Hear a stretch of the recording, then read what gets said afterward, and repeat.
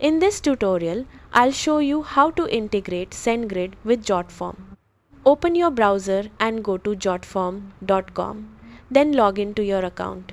From My Workspace, select My Forms.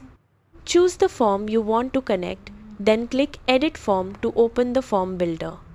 Click the Settings tab, then select Integrations from the left menu. Search for Sendgrid and select the integration. Enter your Sendgrid API key, then click Authenticate to connect your Sendgrid account. After the connection is complete, choose the recipient list where you want new contacts to be added. Map your Jotform fields to the corresponding Sendgrid fields such as email and any custom fields you want to sync. When you're finished, click Complete Integration.